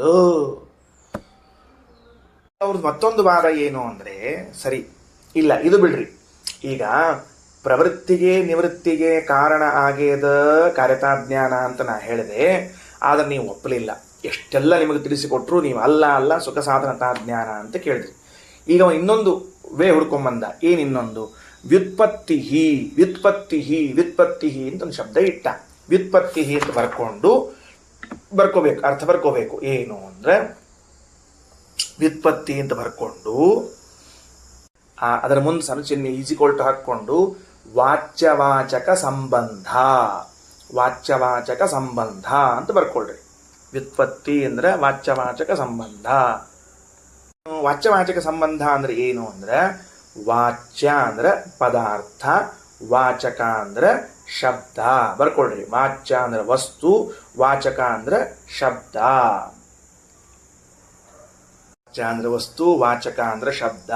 ಇವೆರಡರ ಮಧ್ಯದಲ್ಲಿರುವಂತಹ ಸಂಬಂಧವನ್ನ ವ್ಯುತ್ಪತ್ತಿ ಅಂತ ಕರೀತಾರೆ. ಇವೆರಡರ ಮಧ್ಯದಲ್ಲಿರುವ ಸಂಬಂಧವನ್ನ ವ್ಯುತ್ಪತ್ತಿ ಅಂತ ಕರೀತಾರೆ. ಅಂದ್ರೇನು ಅಂತಂದ್ರೆ, ಈಗ ನೀವು ಯಾರೋ ಇದ್ದೀರಿ, ನಿಮ್ಮನ ಹೆಸರು ಇಟ್ಕೊಂಡೆ. ನಾ ಏನು ಮಾಡಿದೆ ಅಂದರೆ, ಈ ವ್ಯಕ್ತಿಗೆ ರಾಮ ಅಂತ ಇಟ್ಕೊಳ್ಲು ತಿಳಿಲಿಕ್ಕೆ. ರಾಮ ಅಂತ ಅನ್ನೋದೊಂದು ಶಬ್ದ. ಅಲ್ಲೊಬ್ಬ ವ್ಯಕ್ತಿ ಇದ್ದಾನೆ, ಅವ್ನಿಗೆ ಹಿಂಗೆ ಕೈ ಕಾಲೆಲ್ಲ ಇದ್ದ ವ್ಯಕ್ತಿ ಇದ್ದಾನೆ. ಈ ವ್ಯಕ್ತಿಗೆ ರಾಮ ಎಂದು ಕರೆಯುತ್ತಾರೆ. ನೆನಪಿಟ್ಟುಕೊಂಡ್ರೆ ಏನು ಹೇಳಿಕತ್ತೀನಿ, ಇದು ವ್ಯಕ್ತಿ, ಇದು ಶಬ್ದ. ಈ ವ್ಯಕ್ತಿಗೆ ಈ ಶಬ್ದದಿಂದ ಕರೆಯುತ್ತಾರೆ ಅಂತಂದಾಗ, ಈ ಶಬ್ದ ಇವನನ್ನು ಕರೆಯುತ್ತದೆ ಅಂತ ಇವೆರಡರ ಮಧ್ಯದಲ್ಲಿನ ಸಂಬಂಧ ಜ್ಞಾನವಾದರೆ ಅದಕ್ಕೆ ವ್ಯುತ್ಪತ್ತಿ ಎಂದು ಕರೆಯುತ್ತಾರೆ. ಏನು ಕರೀತಾರೆ ಅದಕ್ಕೆ? ವ್ಯುತ್ಪತ್ತಿ ಎಂದು. ವಾಚ್ಯ ಅಂದ್ರೆ ಈ ಪರ್ಸನ್, ವಾಚ್ಯ ಅಂದ್ರೆ ಈ ಪುರುಷ, ವಾಚಕ ಅಂದ್ರೆ ರಾಮ ಎಂಬ ನಾಮ. ವಾಚ್ಯ ಅಂದ್ರೆ ಈ ಪರ್ಸನ್, ಇವರಿಬ್ಬರ ಮಧ್ಯದಲ್ಲಿರೋ ಸಂಬಂಧ ತಿಳಿದು ಬಂದ್ರೆ ಅದಕ್ಕೆ ವ್ಯುತ್ಪತ್ತಿ ಅಂತ ಕರೀತಾರೆ. ಈ ಶಬ್ದದಿಂದ ಇವನನ್ನ ಕರೆಯಬೇಕು ಅಂತ ಜ್ಞಾನವಾಗಿ ಬಿಟ್ರೆ ವ್ಯುತ್ಪತ್ತಿ ಅಂತ ಕರೀತಾರೆ. ಉದಾಹರಣೆಗೆ ಘಟಃ ಪಟಃ ಅಂತನ್ನುವ ಶಬ್ದಗಳವ. ಘಟಃ ಪಟಃ ಅನ್ನುವ ಶಬ್ದಗಳಿಗೆ ಅವನಿಗೆ ವ್ಯುತ್ಪತ್ತಿ ಅದನೋ ಇಲ್ಲೋ ಅಂತ ಕೇಳ್ತೀನಿ ನಾನೀಗ. ಘಟಪಟ ಶಬ್ದಗಳ ವ್ಯುತ್ಪತ್ತಿ ಅದನೋ ಇಲ್ಲೋ ಅವನಿಗೆ ಅಂತ ಕೇಳಿದಾಗ ಅರ್ಥ ಏನು ಅಂದ್ರೆ, ಘಟ ಶಬ್ದದಿಂದ ಕರೆಸಿಕೊಳ್ಳುವ ಪದಾರ್ಥ ಯಾವುದು ಅಂತ ಅವನಿಗೆ ಗೊತ್ತದನೋ ಇಲ್ಲೋ, ಪಟ ಎಂಬ ಶಬ್ದದಿಂದ ಕರೆಸಿಕೊಳ್ಳುವ ಪದಾರ್ಥ ಯಾವುದು ಅಂತ ಗೊತ್ತದನೋ ಇಲ್ಲೋ ಅಂತ ಕೇಳ್ತೀನಿ. ಆಗ ಇಲ್ಲ, ಅವನಿಗೆ ವ್ಯುತ್ಪತ್ತಿ ಅದ. ಘಟ ಶಬ್ದಕ್ಕೆ ಈ ಕಂಬುಗ್ರೀವಾದಿ ಮತ್ ಪದಾರ್ಥ, ಪಟ ಅನ್ನೋ ಶಬ್ದಕ್ಕೆ ತಂತುಗಳ ವ್ಯತಿಶಿಂಗ ಉತ್ತಗಾದ್ದಕ್ಕ ನೂಲುಗಳನ್ನು ಹಿಡಿದಿರ್ತಾರಲ್ಲ ಆ ಪದಾರ್ಥ ಅಂತ ಅವನಿಗೆ ಜ್ಞಾನ ಅದ ಅಂದ್ರೆ ವ್ಯುತ್ಪತ್ತಿ ಅದ ಅಂತ ಅರ್ಥ. ಸರಿ, ಮೊದಲು ವ್ಯುತ್ಪತ್ತಿ ಅಂದ್ರೆ ಏನು ಅಂತ ತಿಳ್ಕೊಂಡ್ವಿ. ವ್ಯುತ್ಪತ್ತಿ ಅಂದ್ರೆ ಶಬ್ದಕ್ಕೂ ಅರ್ಥಕ್ಕೂ ಇರುವ ಸಂಬಂಧ, ಅದನ್ನು ವ್ಯುತ್ಪತ್ತಿ ಅಂತ. ಈಗ ಪ್ರಾಭಾಕರರು ಬರ್ತಾರೆ, ಶಬ್ದಕ್ಕೂ ಅರ್ಥಕ್ಕೂ ಇರುವ ಸಂಬಂಧವನ್ನು ತಿಳಿಯಬೇಕಾಗಿದ್ದರೆ ಆಗಲು ಕಾರ್ಯತಾಜ್ಞಾನ ಬೇಕೇ ಬೇಕು. ಕಾರ್ಯತಾಜ್ಞಾನ ಬರದೇ ಇದ್ರೆ ವ್ಯುತ್ಪತ್ತಿ ಬರುವುದಿಲ್ಲ. ಉದಾಹರಣೆ ಅವೇನಂತಾನೆ ನೋಡ್ರಿ. ಈಗ ಹಿಂಗೆ ತಿಳ್ಕೊಂಡಂತ ಒಂದು ದೃಶ್ಯವನ್ನು ಕಲ್ಪನಾ ಮಾಡ್ಕೊಳ್ರಿ. ಕೊನೆಯದು ಪಾಠದ ಕೊನೆಯ ವಾಕ್ಯ ಬಂದದ. ಈಗ ಏನು ಅಂದ್ರೆ, ಅಜ್ಜ ಮೊಮ್ಮಗನ ಬಾಜು ಕೂಡ್ಸ್ಕೊಂಡ. ಇಷ್ಟು ನೆನಪಿಟ್ಕೊಳ್ರಿ. ಏನಂತ? ಅಜ್ಜ ಕಟ್ಟಿ ಮೇಲೆ ಕೂತಾನ. ಇದು ನೀವು ಎದಕ್ಕೆ ಹೋಗ್ಬೇಕು ಈಗ ಅಂದ್ರೆ 1950ನೇ ಇಸ್ವಿಗೆ ಹೋಗ್ರಿ. 1950ನೇ ಇಸ್ವಿ ಒಳಗೆ ಮನೆಯೊಳಗೆ ಆಕಳು ಕಟ್ತಿದ್ರಿ ಎಲ್ಲಾರು. ಮನೆಯೊಳಗೆ ಎಲ್ಲಾರು ಆಕಳು ಕಟ್ತಿದ್ರು. ಆವಾಗ ಅಪ್ಪ ವಯಸ್ಸಾದವ, ಮಗ ದುಡಿಯೋವ, ಮೊಮ್ಮಗ ಹುಟ್ಟ್ಯಾನ. ಈಗ ಅಜ್ಜ ಕಟ್ಟಿ ಮೇಲೆ ಕುತ್ಕೊಂಡಾನ. ಬಾಜೂಕ 2 ವರ್ಷದ್ದು 3 ವರ್ಷದ್ದು ಕೂಸು, ಅಂದ್ರೆ ಸ್ವಲ್ಪ ತಿಳುವಳಿಕೆ ಬಂದು ಕೂಸದ, ಅದು 3-4 ವರ್ಷದ ಕೂಸದ, ಅದು ಬಾಜು ಕೂಡ್ಸ್ಕೊಂಡಾನ. ಅವರ ಅಪ್ಪ ಅಲ್ಲಿ ಅಡ್ಡಾಡ್ಲಿಕತ್ತಿದ್ದ. ಅದಕ್ಕೆ ಅಜ್ಜ ಹೇಳ್ದ, ಆಕಳ ಕಟ್ಟು ಅಂದ. ಈ ಕೂಸಿಗೆ ಏನ್ ಗೊತ್ತಾತು ಅಂತಂದ್ರೆ, ಓಹೋ ನಮ್ಮಜ್ಜೇನೋ ಹೇಳಿಕತ್ತಾನ ನಮ್ಮಪ್ಪಗ, ಆಕಳ ಕಟ್ಟು ಅಂದ. ಅವ ಬಡ ಆಕಳ ತಗೊಂಡು ಕಟ್ಟಿದ. ಆಮೇಲೆ ಅಂದ, ಆ ಹುಲ್ಲು ಆಕಳಕ್ಕೆ ಹಾಕು ಅಂದ. ಇವ್ ಹುಲ್ಲು ತಗೊಂಡೋಗಿ ಹಾಕಿದ. ಹಿಂಗ ನೋಡ್ರಿ, ಆಕಳನ್ನ ಕಟ್ಟು, ಆಕಳಿಗೆ ಹುಲ್ಲು ಹಾಕು, ಆಕಳನ್ನ ಬಿಚ್ಚು, ಆಕಳನ್ನ ಕರ್ಕೊಂಬ, ಹಿಂಗೆ ಎಲ್ಲ ಕಡೆಗಳಲ್ಲೂ ಕೂಡ ಏನಾಗ್ಯದಂದ್ರೆ ಕಾರ್ಯದ ಜೊತೆಗೇನೆ ಆಕಳ ಆಕಳ ಆಕಳ ಅಂತ ಬಂದದ. ಅದಕ್ಕೆ ಆ ಕೂಸಿಗೆ ಏನು ಅರ್ಥ ಆಯ್ತು ಅಂದ್ರೆ ಆಕಳು ಎನ್ನುವ ಶಬ್ದವನ್ನ ಇದಕ್ಕೆ ಕರಿಬೇಕು ಅಂತ ಅರ್ಥ ಆಯ್ತು. ಇದಕ್ಕೆ ಕರಿಬೇಕು ಅಂತ ಆ ಕೂಸಿಗೆ ನಮ್ಮ ಅಜ್ಜ ನಮ್ಮ ಅಪ್ಪಗೆ ಏನು ಹೇಳಿಕತ್ತಿದ್ದ ಅಂತಂದ್ರೆ ಆಕಳ ಕಟ್ಟು ಅಂದ. ಹಂಗಾರ ಆಕಳ ಕಟ್ಟು ಅಂದ್ರೇನು ಅಂತ, ಆಕಳಿಗೆ ಹುಲ್ಲು ಹಾಕು ಅಂದ, ಅವಾಗಂದ್ರೇನು, ಆಕಳ ಕರ್ಕೊಂಬ ಅಂದ, ಅವಾಗಂದ್ರೇನು. 3 ಕಡೆ ವ್ಯತ್ಯಾಸ ಆಗ್ಯಾವ. ಏನು ವ್ಯತ್ಯಾಸ ಆಗ್ಯದ? ಕಟ್ಟು, ಹುಲ್ಲು ಹಾಕು, ಕರ್ಕೊಂಬ ವ್ಯತ್ಯಾಸ ಆಗ್ಯದ. ಆಕಳ ಮಾತ್ರ ಆಕಳ ಜಗದಾಗ ಕೂತು ಬಿಟ್ಟದ. ಅಂದಮೇಲೆ ಆಕಳ ಅನ್ನೋ ಪದಕ್ಕೆ ಈ ಅರ್ಥ ಅಂತ ತಿಳಿತವನಿಗೆ. ಯಾವಾಗ ತಿಳಿತು? ಕಾರ್ಯದಲ್ಲಿ ಅನ್ವಯಗೊಂಡಾಗಲೇನೆ ತಿಳಿದದು. ಕಟ್ಟು, ಹುಲ್ಲು ಹಾಕು, ಕರ್ಕೊಂಬ ಈ ಕಾರ್ಯದಲ್ಲಿ ಅನ್ವಿತವಾದಾಗಲೇನೆ, ಕಾರ್ಯಾನ್ವಿತವಾದಾಗಲೇನೆ ಶಬ್ದಕ್ಕೆ ಅರ್ಥ ತಿಳಿದದ. ಅಂದಮೇಲೆ ವ್ಯುತ್ಪತ್ತಿ ಬರಬೇಕಾದರೂ ಕೂಡ ಕಾರ್ಯಾನ್ವಿತವಾದಾಗಲೇನೆ ವ್ಯುತ್ಪತ್ತಿ ಬರ್ತದ ಹೊರತಾಗಿ ಕಾರ್ಯಾನ್ವಿತವಾಗದೇ ಹೋದರೆ ವ್ಯುತ್ಪತ್ತಿ ಬರುವುದಿಲ್ಲ. ಅವನ ಸ್ಟೇಟ್ಮೆಂಟ್ ಒಂದೇ ದೃಷ್ಟಾಂತ. ಇನ್ನು ಅನೇಕ ದೃಷ್ಟಾಂತ ಹಿಂಗವ. ಬಟ್ಟಿ ಹಾಕೋ, ಬಟ್ಟಿ ಬಿಚ್ಚು, ಬಟ್ಟಿ ಒಗಿ, ಆಯಿತು. ಬಟ್ಟೆ ಬಟ್ಟೆ ಬಟ್ಟೆ ಅದಾಗಲಿ, ಬಿಚ್ಚು, ಹಾಕು, ಒಗಿ, ಈ 3 ಕ್ರಿಯಾಪದಗಳವ. ಅಂದಮೇಲೆ ಕಾರ್ಯಾನ್ವಿತವಾದಾಗ ಬಟ್ಟೆ ಎಂಬ ಶಬ್ದ ಅರ್ಥ ಆಗ್ತದೆ. ಹಿಂಗವ ಇಡೀ ಜಗತ್ತಿನಲ್ಲಿ ಎಲ್ಲ ಶಬ್ದಗಳಿಗೂ ವ್ಯುತ್ಪತ್ತಿ ಉಂಟಾಗೋದು ಕಾರ್ಯದಿಂದಲೇ ಅಂತ ಅವರ ಅಭಿಪ್ರಾಯ ಬಂದರೆ ಅದಕ್ಕೆ ಶ್ರೀಮದಾಚಾರ್ಯ ಅಂತಾರ ಹಂಗೇನು ಬೇಕಾಗಿಲ್ಲ. ವ್ಯುತ್ಪತ್ತಿರಪಿ ಸಿದ್ಧೇ ಸಾಂಗುಲಿ ನಿರ್ದೇಶಾದಿನ ಯುಜ್ಯತೆ. ಆಚಾರ್ಯ ಅಂತಾರ ಅಲ್ಲಿಯೂ ಕೂಡ ವ್ಯುತ್ಪತ್ತಿಯೂ ಕೂಡ ಕಾರ್ಯಾನ್ವಿತವಾದಾಗ ಬರ್ತದಂತೇನಿಲ್ಲ. ಸಿದ್ಧವಾದ ವಸ್ತುವಿನಲ್ಲೂ ಸಾಂಗುಲಿ ನಿರ್ದೇಶಾದಿನ ಬೆರಳು ಮಾಡಿ ತೋರಿಸೋದ್ರಿಂದಲೂ ಬರ್ತದೆ. ಕ್ರಿಯಾಪದವನ್ನೇನು ಹೇಳಬೇಕಾಗಿಲ್ಲ. ನೋಡೋ, ಈ ಕೂಸು ಕೂತದ, ಈಗ ಅವ ಯಾವ ದೃಷ್ಟಾಂತ ಕೊಟ್ಟನ ಅದ ದೃಷ್ಟಾಂತ ಹೇಳಿಕತ್ತಾರೆ ಶ್ರೀಮದಾಚಾರ್ಯ. ಅಜ್ಜ ಬಾಜು ಕೂತನ, ಮೊಮ್ಮಗ ಕೂಡ್ಸ್ಕೊಂಡಾರ. ನೋಡಲ್ಲಿ, ಅದು ಆಕಳ, ಅದು ಆಕಳ ಗೊತ್ತಾತಿಲ್ಲೋ, ಅದು ಆಕಳ ಮರಿ ಗೊತ್ತಾತಿಲ್ಲೋ, ಹಿಂಗೆ ಹೇಳಂಗಿಲ್ಲ. ಸ್ವಲ್ಪ ಮುದ್ದು ಮುದ್ದಾಗಿ ಹೇಳೋಣಂತ, ಅದು ಹಂಬ, ಅದೇನದು ಹಂಬ ಅಂತಾರೆ. ಈ ಅಜ್ಜ ಮೊಮ್ಮಗನಿಗೆ ಅದು ಹಂಬ, ಅದು ಹಂಬ ಅಂತ ಹಂಬ ಹಂಬ ಅಂತ ಹೇಳಿ ಪಾಪ ಅದು ಆಕಳು ಅಂತ ಹೇಳಿ ಅಪ್ಪ ಗೊತ್ತಾಯ್ತಿಲ್ಲ, ಅಪ್ಪ ಅಂತ ಹೇಳಿ. ಈಗ ಕೂಸಿಗೆ ಅಪ್ಪ ಎಂಬ ಶಬ್ದದಿಂದ ಈ ವ್ಯಕ್ತಿಯನ್ನು ಕರಿಬೇಕು ಅಂತ ಪರಿಚಯ ಮಾಡಿಸೋ ಕಾಲಕ್ಕೆ ಏನು ಪರಿಚಯ ಮಾಡಿಸ್ಲಿಕ್ಕತ್ತಾರ? ಕಾರ್ಯಾನ್ವಿತ ಏನಿಲ್ಲ, ಬೆಟ್ಟ ಮಾಡಿ ತೋರಿಸಿಕತ್ತಾನ. ಅಪ್ಪ ಅಮ್ಮ, ಅಪ್ಪ ಅಮ್ಮ ಇಷ್ಟ ಹೇಳ್ಯಾರ. ಅಪ್ಪ ಅಮ್ಮ ಅಂತ ತಿಳ್ಕೊಂಡು ಸಾಂಗುಲಿ ನಿರ್ದೇಶ ಮಾಡಿದಾಗಲೂ ಆ ಮಗುವಿಗೆ ಇದು ನನ್ನ ತಂದೆ, ಇದು ನನ್ನ ತಾಯಿ ಅಂತೂ ಆ ಅಪ್ಪ ಅಮ್ಮ ಶಬ್ದಗಳಿಂದ ಇವರು ವಾಚ್ಯರಾದವರು ಎಂದೂ ಜ್ಞಾನ ಆಗ್ತದೆ, ವ್ಯುತ್ಪತ್ತಿ ಬರ್ತದೆ. ಅದ್ಯಾಕೆ ಕಾರ್ಯಾನ್ವಿತವಾಗಿಯೇ ಬರಬೇಕು? ಬೇಕಾಗಿಲ್ಲ. ನೋಡು, ತಮ್ಮನ್ ಕರಿ, ತಮ್ಮ ತಮ್ಮ ಕರಿ, ತಮ್ಮನ್ ಕರಿ ಅಂತಾರೆ. ತಮ್ಮ ತಮ್ಮ ಅಂತ ಬೆರಳು ಮಾಡಿ ತೋರಿಸಿ ಆ ವ್ಯಕ್ತಿನ ತಮ್ಮ ತಮ್ಮ ಅಂತಾರೆ. ಇದು ನೋಡ್ರಿ, ಈಗ ನೀವೇನು ಮಾಡಿದ್ರಿ? ಇನ್ನೊಬ್ಬ ವ್ಯಕ್ತಿನ ಇಟ್ಕೊಂಡು ಅವ್ನು ತಗೊಂಬ ಅಂತ ಹೇಳಿದ್ರೆ ಕರೆಕ್ಟ್ ಅದ. ಈಗ ಅಜ್ಜನೇ ಮೊಮ್ಮಗ ಹೇಳ್ತಾನೆ, ಏನಂತ ಹೇಳ್ತಾನೆ ಮೊಮ್ಮಗ? ಆ ಪುಸ್ತಕ ತಗೊಂಬ ಅಂತಾನೆ. ಆ ಕೂಸು ನಿಂತು ಬಿಟ್ಟಿರ್ತದೆ ಪಾಪ, ಅದಕ್ಕೇನು ಪುಸ್ತಕ ಅಂತ ಗೊತ್ತಿರಂಗಿಲ್ಲ. ಕೈ ಮಾಡ್ತಾನೆ, ತಗೊಂಬ ಅಂತಾನೆ. ಹಿಂಗೆ ಕೈ ಮಾಡಿದ್ಕೊಳ್ಳಿ ಆ ಕೂಸು ಏನಂತದ ಅದು ಹಿಡ್ಕೋತ ಹಿಂಗ, ಪುಸ್ತಕ ತಗೊಂಬ ಅಂತಾನೆ. ಆ ಪುಸ್ತಕ ತಗೊಂಬ ಅಂತಂದ್ಕೊಳ್ಳಿ ಏನಾಯ್ತು ಅವಂಗ ಅಂದ್ರೆ ಅದು ಪುಸ್ತಕ ಅಂತ ಅನ್ನೋದು ಬೆರಳು ಮಾಡಿ ತೋರಿಸಿದ್ದಕ್ಕೆ ಅರ್ಥ ಆಗಿದೆ ಅಲ್ಲಿ. ಹಂಗಾದ್ರೆ ಸಾಂಗುಲಿ ನಿರ್ದೇಶಾದಿನ ಸಿದ್ಧವಾದ ವಸ್ತುವಿನಲ್ಲೂ ಬರ್ತದೆ ಹೊರತಾಗಿ ಕಾರ್ಯಾನ್ವಿತವಾದದ್ದಕ್ಕೆ ಬರಬೇಕು ಅಂತೇನಿಲ್ಲ. ಅಲ್ಲೇನಿಲ್ಲ. ಹಣ್ಣು ಹಣ್ಣು ಹಣ್ಣು ಅಂತ ಗಿಡ ಕಡೆ ಕೈ ಮಾಡಿ ತೋರಿಸ್ದ. 3 ಸಲ ಹಣ್ಣು ಹಣ್ಣು ಅಂತ ಕೈ ಮಾಡಿ ತೋರಿಸಿದಾಗ ಆ ಕೂಸಿಗೆ ಇದಕ್ಕೆ ಹಣ್ಣು ಅಂತ ಕರೀತಾರೆ ಅಂತ ಜ್ಞಾನ ಆಯಿತು. ಇಲ್ಲೆಲ್ಲಿ ಕಾರ್ಯಾನ್ವಿತ ಆದ? ಆಮೇಲೆ ಎಲ್ಲದಕ್ಕೂ ಕಾರ್ಯಾನ್ವಿತ ಆಗಬೇಕು ಅಂತೇನಿಲ್ಲ. ಅವ ಏನು ದೃಷ್ಟಾಂತ ಕೊಟ್ಟಿದ್ದ ಅದಕ್ಕೆ ಪ್ರತಿಯಾಗಿ ಆಚಾರ ದೃಷ್ಟಾಂತ ಕೊಟ್ಟು ಒಂದು ಮಾತಂತಾರ, ವ್ಯುತ್ಪತ್ತಿರಪಿ ಸಿದ್ಧೇ ಸಾಂಗುಲಿ ನಿರ್ದೇಶಾದಿನ ಯುಜ್ಯತೆ ಅಂತ ತಿಳಿಸಿಕೊಟ್ಟಿದ್ದಾರೆ.